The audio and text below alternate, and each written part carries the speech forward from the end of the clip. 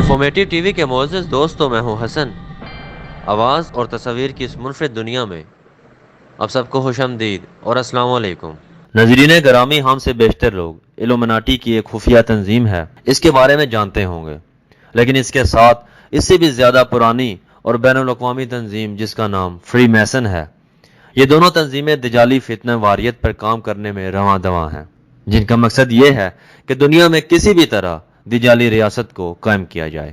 ان تنظیموں کی کوشش یہی ہوتی ہے کہ مسلسل انقلاب برپا کیا جائے، ایک حکومت کے بعد دوسری حکومت لائی جائے اور اسے آزادی رائے اور عقیدے کا نام دیا جائے۔ آج ہم آپ کو بتائیں گے کہ یہ کیسے دجالی تنظیمیں پوری دنیا کو کنٹرول کرتی ہیں، اور اس کے ساتھ ساتھ ہم آپ کو اس بات سے بھی آگاہ کریں گے کہ ان تنظیموں نے مسلمانوں کو تباہ کرنے کے لیے کس قسم کے پروپیگنڈے کیے اور آگے کون کون سی مشکلات کا سامنا کرنا پڑے گا۔ لیکن ویڈیو کی تفصیل میں جانے سے پہلے آپ سے گزارش ہے کہ ویڈیو کو مکمل تفصیل سے ضرور دیکھیے گا اور اپنی رائے کا اظہار کمنٹ باکس میں ضرور کیجیے گا۔ ناظرین محترم، یہودی اس دنیا کے سب سے زیادہ ظالم اور مکار قوم ہے۔ تاریخ گواہ ہے کہ جتنے بھی فساد اور بڑی خون ریزی جنگیں ہوئیں، ان کے پیچھے یہودیوں کا ہی ہاتھ ہے۔ دنیا میں یہودی در بدر زندگی گزار رہے ہیں، اور اس بات سے آپ ایگری کریں گے کہ در بدر زندگی گزارنے کے پیچھے ان کے مکروہ اقدامات اور دنیا کو اپنی انگلیوں پہ نچانے کی خواہش ہر وقت ان کے دل میں رہتی ہے۔ یہودی دنیا میں اپنا اثر و حصور جمانے کے لیے آخری حد تک جا سکتے ہیں اور جا بھی رہے ہیں۔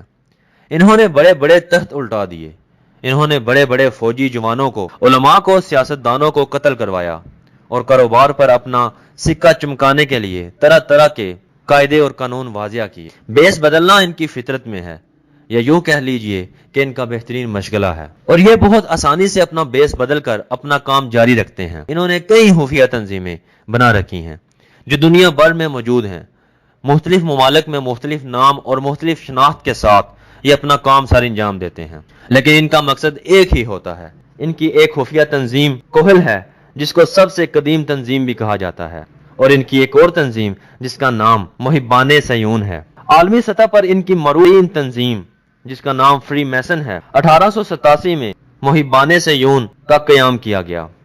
فری میسن دنیا کی بیشتر ممالک میں پاکستان اور انڈیا سمیت اس وقت بھی موجود ہے اور اپنا کام زور و شور سے کر رہی ہے۔ پہلے دوستو، بہت سے اسلامی ممالک میں جب یہ پتہ چلا کہ یہ تنظیمیں دجالی فتنہ واریت پر کام کر رہی ہیں تو ان تنظیموں میں بین لگا دیا گیا، ان کے دفاتر سیل کر دیے گئے اور سرکاری تحویل میں لے لیے گئے۔ 1960 میں دجالی تحریک کے دفاتر جو کہ پاکستان میں موجود تھے بند کر دیے گئے اور ان پر پابندی لگا دی گئی۔ تب سے اب تک لاہور میں موجود فری میسن لاج آج لاوارث ہے اور کھنڈر میں تبدیل ہو چکا ہے۔ پاکستان کی عدالت میں فری میسن لاج کے حوالے سے ایک کیس بھی موجود ہے۔ بہت بڑے نامور لوگ اس تحریک میں شامل تھے۔ میں آپ کو بتاتا ہوں کہ فری میسن کیا چیز ہے۔ بظاہر فری میسن سماجی رابطے اور فلاحی خدمات یعنی کہ ہاسپٹل، سکول اور دیگر فلاحی کاموں کے حوالے سے ایک تنظیم ہے جس میں 20 سال سے اوپر کے لوگ ممبر بن سکتے ہیں۔ اس تنظیم کو خفیہ ہراتی سلسلے کے طور پر چلایا جاتا ہے جس میں ہرات دینا ممبران پر لازم قرار دیا جاتا ہے، اور اس تنظیم کے اثاثوں کے بارے میں سن کر آپ حیران ہوں گے کہ یہ اثاثے کروڑوں اور اربوں کے نہیں ہوتے بلکہ خربوں ڈالرز کے ہوتے ہیں، اور یہ دنیا بھر میں پھیلے ہوئے ہیں۔ اس تنظیم کی یہ کوشش رہی ہے کہ پرکشش اور انسانی ہمدردی کا نعرہ لگا کر دنیا کی عام شخصیت کو اس تنظیم کا ممبر بنا دیا جائے تاکہ یہ لوگ تنظیم کے ساتھ مل جائیں اور جس جس شعبہ جات میں یہ لوگ کام کرتے ہیں ان سب شعبوں میں اس تنظیم کے پاؤں باری ہو سکیں یا تنظیم اپنے پنجے گاڑ سکے۔ اور کہا جاتا ہے کہ امریکی صدر جارج بش بھی اسی تنظیم کا ایک ممبر ہے۔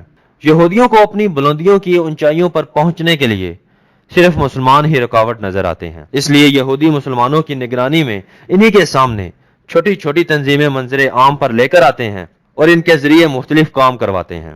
بیچارے مقامی لوگ جن کو یہ معلوم ہی نہیں ہوتا کہ یہ کیا کر رہے ہیں، ان کے خیال سے یہ صرف ایک چھوٹی تنظیم کا حصہ ہوتے ہیں، لیکن دراصل یہی تنظیمیں ہوتی ہیں جو عالمی سطح پر پہنچ کر فری میسن کا حصہ ہوتی ہیں یا ان کے ساتھ پہلے سے ہی جڑی ہوتی ہیں۔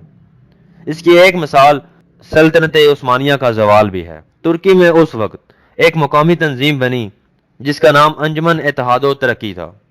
اس تنظیم نے سلطنت عثمانیہ کو بکھیر کر رکھ دیا۔ اس بارے میں آپ گوگل سرچ بھی کر سکتے ہیں۔ اس تنظیم کی ڈور فری میسن کے ہاتھ میں تھی۔ فری میسن تنظیم کا نام اب لوگوں نے اس وجہ سے کم سنا ہوگا کیونکہ یہ ایکسپوز ہو چکی ہے۔ فری میسن کا کام اور مقصد کچھ اس طرح کا تھا۔ نمبر 1 پر لوگوں کو مذہب سے بیگانہ اور بدظن کیا جائے، مقامی مذاہب کا تنقیدی مطالعہ کیا جائے، ان پہ منفی نکات اس طرح ترتیب دیے جائیں کہ انہیں پھیلا کر انتشار کی صورت میں پیدا کیا جا سکے۔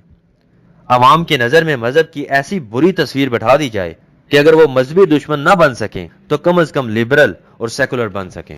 نمبر 2 پر مختلف مذاہب کے معتبر اور مقتدر شخصیات کو آپس میں لڑوا دیا جائے، ایک مذہب کی توہین کی جائے اور اس بات کو پھیلا دیا جائے کہ یہ توہین دوسرے مذہب نے کی ہے۔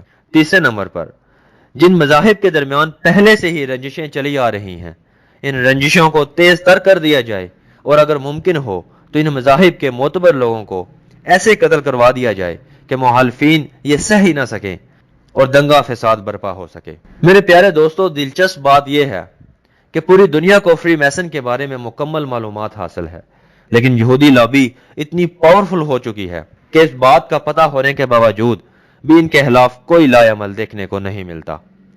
اگر ہمارے ملک پاکستان کو دیکھا جائے تو فرقہ واریت، معاشی اور معاشرتی عدم تحفظ اور عدم استحکام سرکاری اور نجی اداروں میں موجود، بے پناہ کرپشن، لوٹ مار، یہ سب کچھ عین فری میسن کی ترغیب کے مطابق ہو رہا ہے۔